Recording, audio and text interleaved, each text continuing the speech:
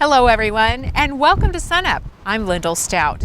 You can definitely tell it's springtime here at the Oklahoma State University Sheep Barn. Lambing season is always a wonderful time of year for the storied sheep program. We'll take a glimpse into that past a little later in the show. But first, peanuts, and a major new development for growers in this part of the country in the form of a new variety. We take you to the 2014 Oklahoma Peanut Expo. This group knows what it takes to grow peanuts, and every year about this time, they get together to learn about the latest research, crop management, and this time, the ins and outs of the new Farm Bill, straight from the U.S. House Agriculture Chairman himself. Mike Kubicek is the executive director of the Oklahoma Peanut Commission. This was an excellent year. Our quality of peanuts were exceptional, had a near record yield, well over 3,800 pounds per acre, and we kind of went back to our roots, so to speak. Over half of our crop were Spanish peanuts, which was the peanuts of old. And then we also grow the runner type peanut and the Virginia type peanut, the ballpark peanut, and they each represented about 25% of the acres.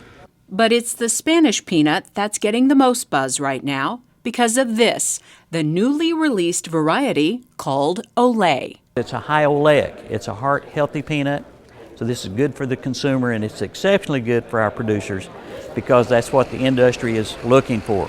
Folks who make the payday candy bar, they want the high oleic Spanish peanut. So we'll be ground central for production of this new peanut here in the Southwest, both Oklahoma and Texas, but we're really excited about this variety. It's high yielding and disease resistant, so it's a total package. For years, the variety was known as RSOC S140 1OL. USDA peanut breeders based in Stillwater, Oklahoma, developed it. I received it at a very early developmental stage, what we call 2 generations away from the original cross. So from there on, we began to put these individual plants in the field and increase the seed from those to assess their performance at that level. Once they reached about 4 or 5 generations away from the original cross, we start having enough seed to actually assess the performance of what we call a breeding line. And so we had several breeding lines that were sister lines from the same cross, and Olay emerged as the leader from that group because of its disease resistance and potential for good yield and grade.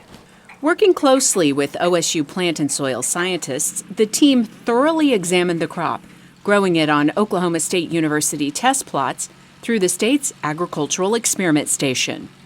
It's a typical Spanish variety. It's got good sclerotinia resistance, which is a problem for us in Oklahoma because it costs so much to manage that disease. For example, the fungicide program to control sclerotinia can cost $100 per acre just for sclerotinia, not counting leaf spot and other disease problems that you may have. 9 out of 10 years, a farmer growing a Spanish variety, particularly Olay, can go without a fungicide program for sclerotinia.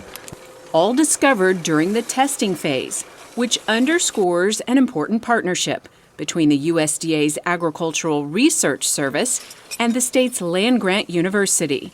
The goal? To not only benefit producers and the industry, but to boost the economy as well. One of the things about the USDA research is that we focus on what the local economy wants. And this new variety, we think, will provide some new options for development of the local economy, both for the southwestern part of the U.S. The USDA program, we take pride in what we do to develop what the growers want. And this is something that the growers have been asking for a number of years. And that's the story of how Olay was born, so to speak. Now to how it was named. Of course, a lot goes into developing any new variety, but we're curious just how the research team came up with the name Olay, with the emphasis on the uppercase O and the uppercase L. That name was developed by my coworker, Rebecca Bennett, who is the plant pathologist that works for ARS. She works with me, helping, to look at all of these lines along with John. And she's the more creative mind in our group. So she came up with, hey, it's a Spanish peanut, why not Olay? And it's high oleic, so OL for oleic acids. And the word Olay, it turns out, means a shout of approval in Spanish. Just what the Oklahoma peanut industry is counting on. For more information on Olay, we have a fact sheet on our website, sunup.okstate.edu.